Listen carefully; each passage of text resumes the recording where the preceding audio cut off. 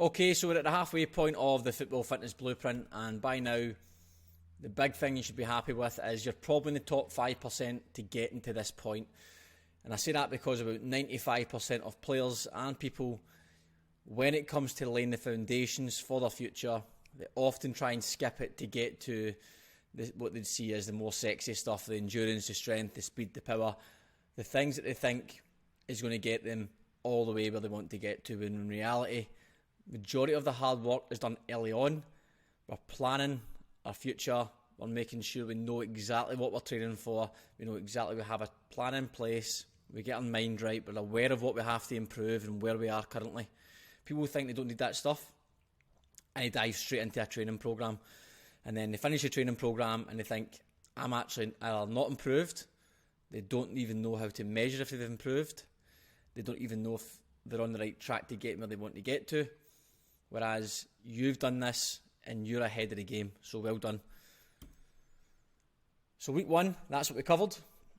As promised, in just 7 days you've built that foundation, what we spoke about the performance pyramid. We spoke about how big can your pyramid be, how big can the base be, and of course we haven't covered the full base because there's nutrition, there's recovery, there's movement quality, there's other things in there, but you've went a long way to building that big base, and that base, like we discussed, sets the precedent for every base that follows it, and every base that follows it is the stuff we're going to cover in week 2.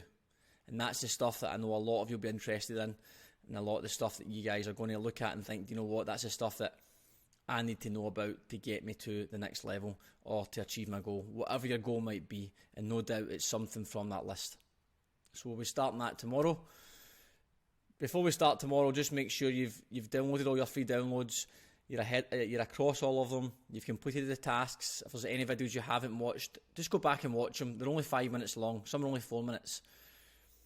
I promise you, getting the foundational stuff will make the next part far, far easier for you to actually apply to your current training process.